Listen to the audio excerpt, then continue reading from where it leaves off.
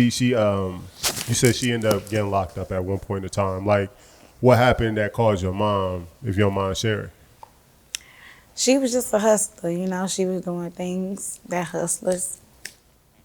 Can't hear me? Yeah, you good.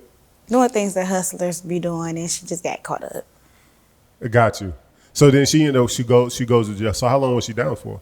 Ooh, it was like an off and on thing, but the longest was 5 years. I got you.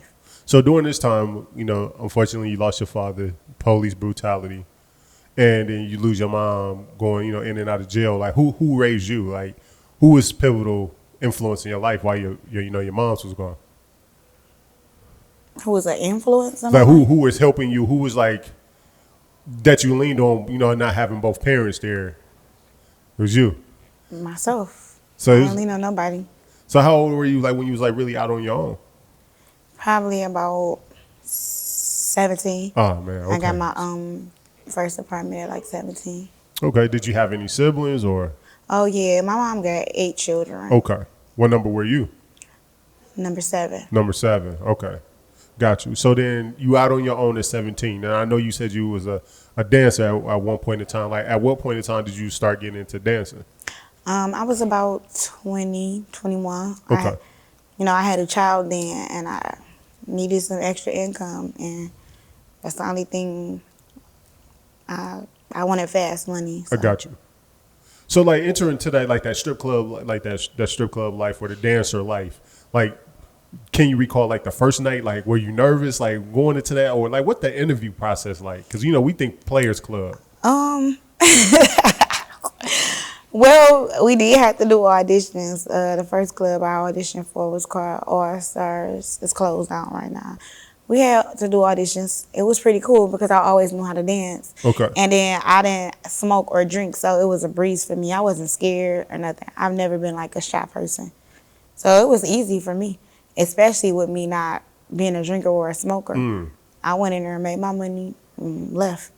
You know, that's different because, you know, like, majority of women that I knew that got into dancing, like, they had to, like, drink or do something in order to go up there. Yeah. So you just, by nature, an entertainer. Yes. Because I feel like if anybody can, like, perform naked, performing with all your clothes on the stage in front of a crowd of people got to be easy.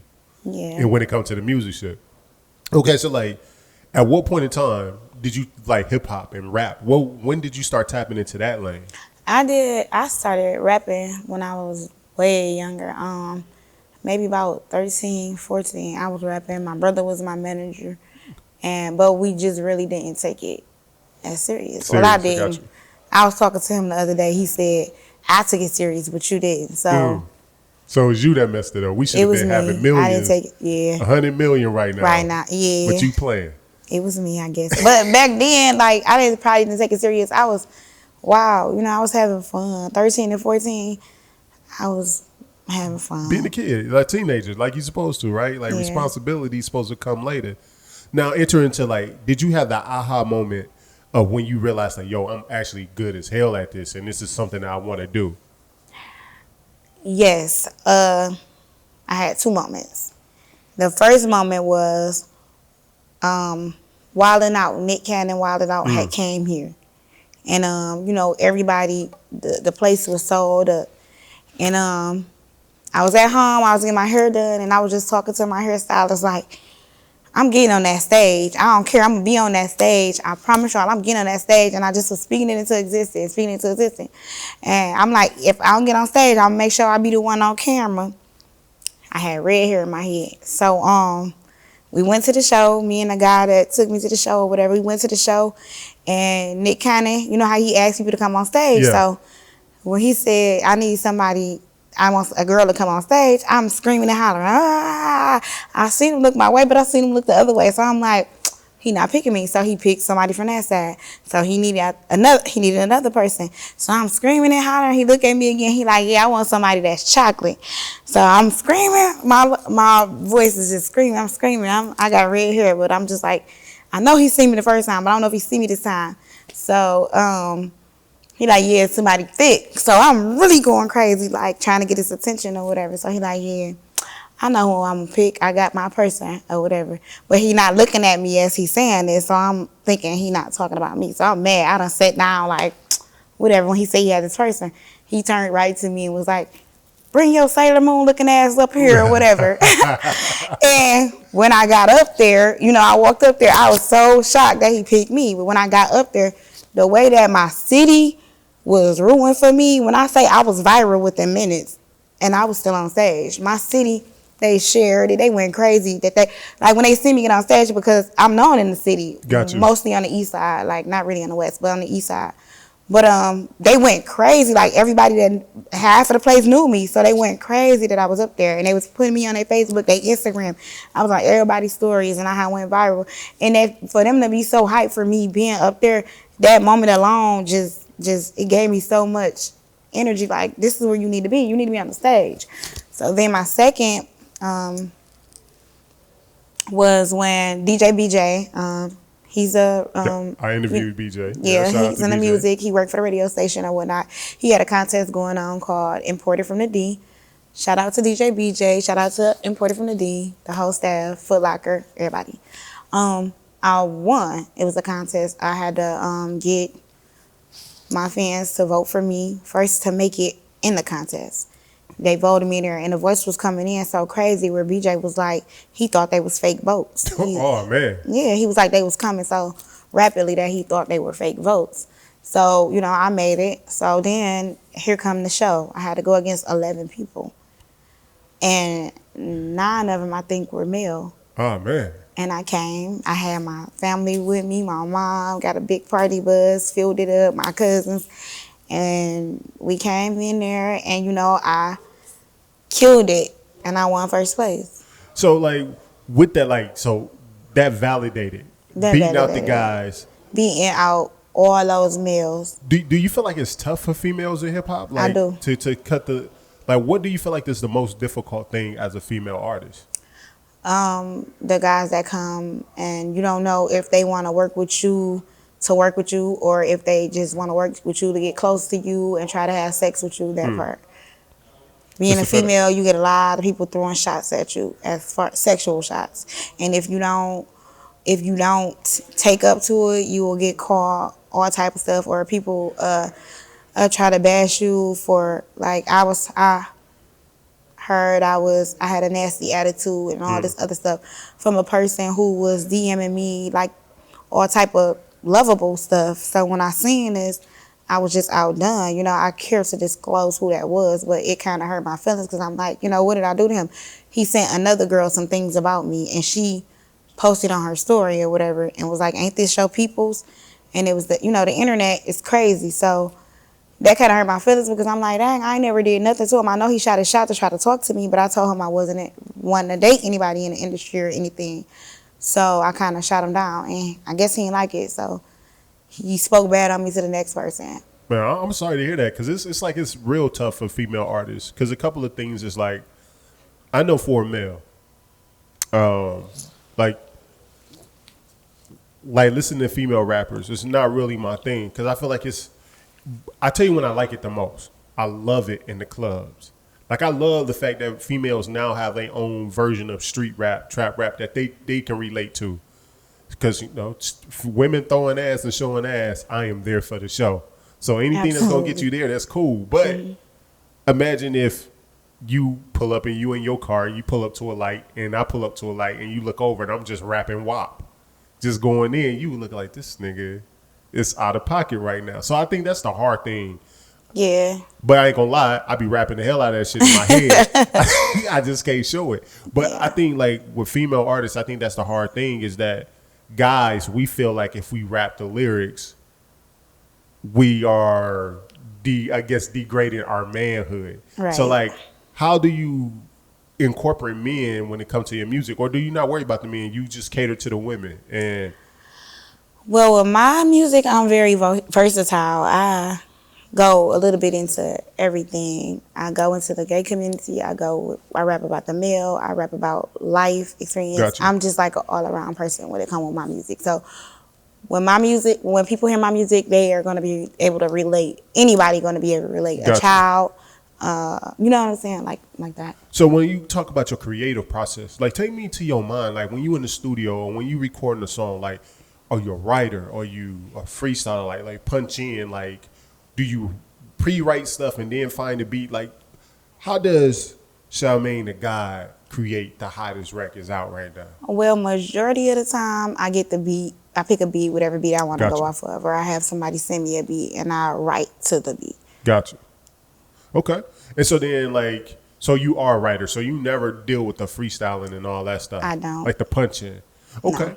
So, like, influences when it comes to music. Like, who influenced you the most when it comes to music? Tupac. Well, I got male and female influencers. Tupac, Biggie, of course. Eminem. Okay. I really love Eminem. And with the women right now, I'm just so... Megan Thee Stallion is just so adorable. I just love her. Got you. I love Nicki. Okay. So when you think about the WAP song, and people say, well, female rappers can't sell music without sex. Like, they can't rely on their talent alone. They have to throw ass in order to sell a record. What would be your response to that? That's not true. I got a song called Day 2 that's out, and it don't talk about... It talk about sex, but not in a throwing, not in that Gotcha. way. But I mean, that song go up and everybody love it. Like people walk up to me and hug me and everything, and that's not an explicit song. So I don't think that's true. Okay. So being from the east side of Detroit, and I've been asking this for each artist, when it comes to stereotypes of girls and people on the west side of Detroit, how does the east side view the west side? The east side view the west side girls as ratchet, ran through, tore down, but I don't really care. I don't get off into that because I'm an east side girl to the heart, a true east side girl, but I live on the west side. Okay.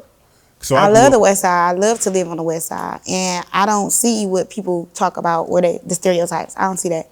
I see the same girl on both sides, honestly. So they all the same to me. So what made you, because like I know back in the day, I mean, for the most part, I never went to the east side until I started dating a girl on the east side. But other than that, I never went over there. How is the city now as far as east and west? With hip hop going so crazy, is the east and west collabing more? Are people starting to cross those lines, going back and forth across the city, or people staying in their pocket? You know what? It's so much going on right now. We not even really beefing about the east and west right now. We thinking about other stuff, the serious stuff that's going on. It ain't no beef. Like, people getting along actually, for the most part, because of the COVID-19 and everything else that's going on out here. Gotcha. The black on black crime, all that stuff. It's wild. So it's everything wild. So ain't nobody really been beefing, or I haven't seen any or came across any. So what, like, I know you say you don't want to date anybody in the industry. And I don't know if you're dating anybody now. But, like, if somebody's saying, like, right now, they want to shoot their shot. 'Cause if they saw in person if they saw what I saw in person, what they got to see on live, how does one go about shooting a shot at Chalmaine? Because I don't want to be beefing with him. Because I know that's going to come. That's a made-up name for him, so you got. But I already know it's going to come. I hear it a lot. Is you trying to copy his name? Da, da, da. Right. No, that's my name. I'm Chalmaine. My mom named me that. I'm named after my father. That's my name. When you go to the Breakfast Club and they bring that up, you just like, hey, Charlamagne, my name is Chalmaine. This is a made-up name. Your name is, what is his name? Leonard. Oh, is it? His real name is Leonard, so Charlamagne is a made-up name. Wow. So you trump him. But so if somebody is trying to shoot that shot, like how do we make that happen? An industry person or just a regular person? Just anybody. It didn't even matter. They just, hey. Right now, I been being kind of...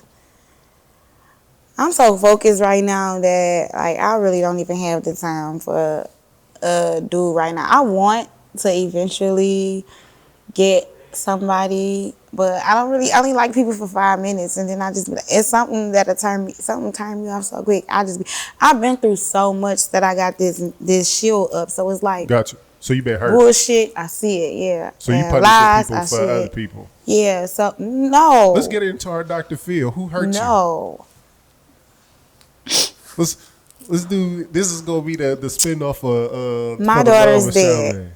My daughter's dad. Your daughter's dad. And my daughter's 8, but he do music. He's in the industry right now, up under Icewear Vezo record label, and that's one of the reasons why I don't want to date anybody in the industry, because even though he a dog, I still got that respect for him, you know. Gotcha. And for myself as well. Like, I don't want nobody to ever be able to get on a track and diss him and say something about his baby mom. But if God happened to send me an industry nigga, he just sent me an industry nigga. Yeah, but you're not accepting no application. We trying to figure out what we looking for on this application. Like, is the D? Because I don't feel like DMs work, dude. Sliding in DMs work. Not for me. My DM crazy, so it's like I probably look at it and just ignore it. Ignore it. So you just leave them on scene. Yeah. Okay. If they said, the game, these guys ain't got no game. Like, all the game that they come at me with, I've heard it before already. But we so too it's old like, for games. Yeah, so it's like I don't know if people want to genuinely deal with me or if they just want to be around me right now because of the fame coming. Got you. So it's like scary. So that's why I just been trying to stay focused. And then whoever I date, my kids have to approve of them. Like, them are my little best friends. And my oldest son, he 13, so. So do pickup lines work? Like, do they got to slide in there with a dope-ass pickup line? Like, girl. They got to send me some money. Send me some money. Cash at me. So then what the money get? I'm just talking. No free shit. No free shit. No free conversation. So you got to pay to play. You got to. Look, you starting stuff. I'm just trying to figure this out. You trying to get me turned up for real. You know what I'm saying? We got to pay to play. So the starting dollar amount is starting. You know what? Leave me alone. I'm going to drink to that. Next question. He played too much, y'all. No. Make sure y'all follow me on Instagram at Chalmaine _ the guide. That's CHALMAINE _ the guide. Thank you. Do you love hip hop? Do you love rap? Yes, I love rap. Like, what makes you love it though? Like, what about this culture just draws you in that this is what you want to do?